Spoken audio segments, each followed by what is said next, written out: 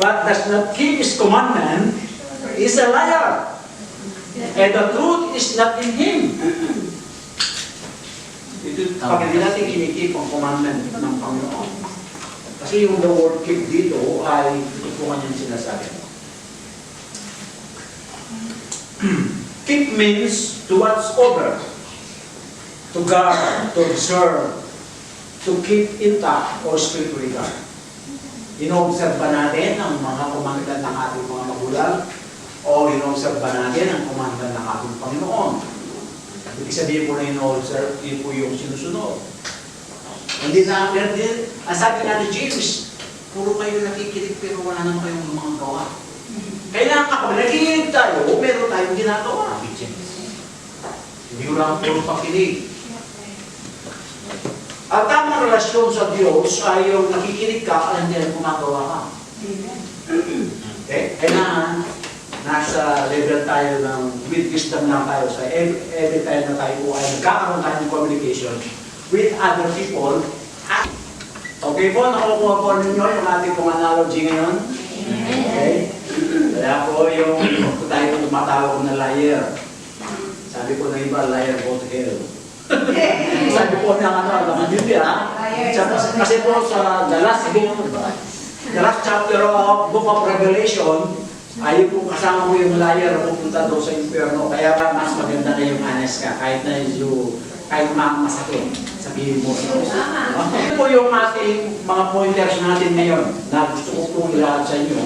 By the way, ang ating topic po natin, our tip for today, ay yung pong knowing God intimately, pero ang tanong ko kanina, kakilala niyo talaga ng totoo ang Diyos na kinikilala natin?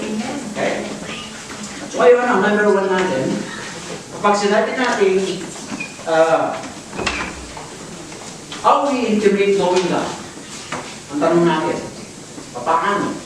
paano ba kalalim ang pagkakilala natin sa Diyos? Gaano ba kalalim ang pagkakilala mo sa nanay mo, tatay mo? Kasi dinadala natin kanyang apelido niya, kanyang pangalan. Tatanong. Di mo alam.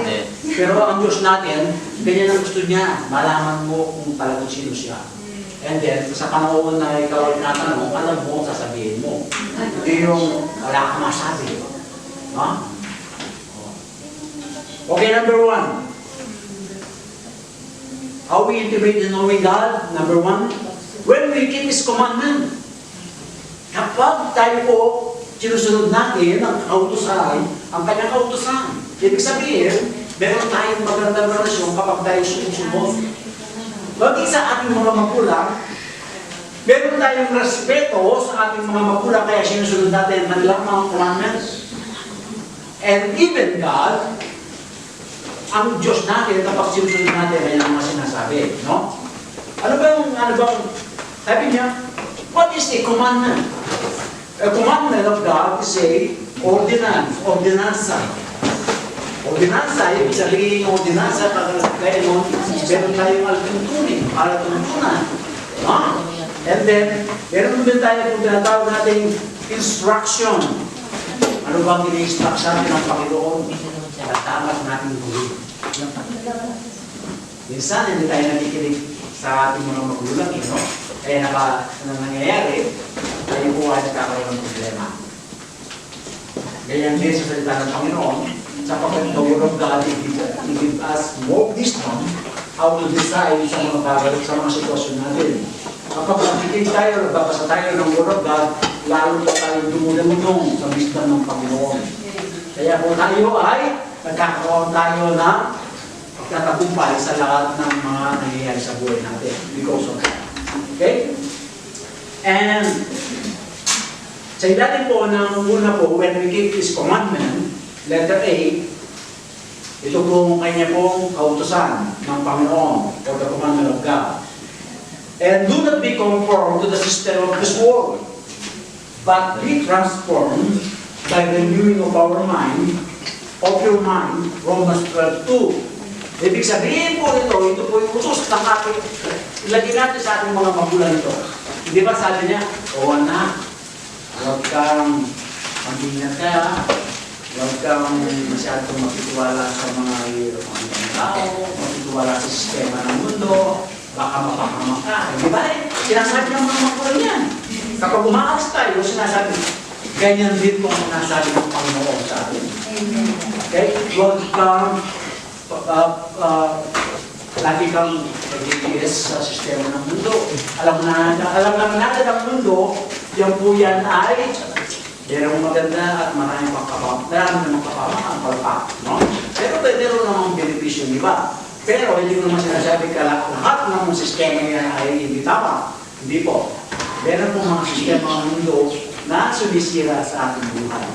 Okay? So, letter B, do not be unequally yoked together with unbeliever. Ang usan din ng ating Panginoon. Nasabi niya, do not equally yoke. Pag sinabi natin yoke, huwag kang mag-teamwork with them. O kang mag-cooperate with them. Okay? At maaaring dito, it symbolizes also slavery. Kapag sinabi natin slavery, na hindi ka na makaalis doon dahil po yan ay nagipag-equal yoke sa kanila. Tayo po, mga believer, hindi ibig sabihin, hindi tayo magipagkaibigan sa iba. Huwag lang tayo mag-equal yoke sa kanilang ginagawa. Magipagkaibigan tayo sa kanila. Because we are the salt and light of the world. Paano nila malaman ang katotohanan? Paano sila maliligtas kung hindi natin sishare ang salita ng Panginoon sa kanila? Kaya tayo po lahat, mga kapatid, ay huwag niyo sabihin, bawal ang magpagkaibigan. Hindi, mali yung context nun. Ang context nito, ng sinasabi nito sa 2 Corinthians 6:14, ito po yung patungkol sa kaugalian, ugali o ginagawa ng isang tao. Pag mali, against the Word of God, huwag na natin gagawin. Okay? Kaya doon makikita natin, natuturo tayong kumikila sa Diyos. Okay? Letter C. We must abide to Jesus. Ibig sabihin tayo sumunod kay Kristo. John 15 verse 4.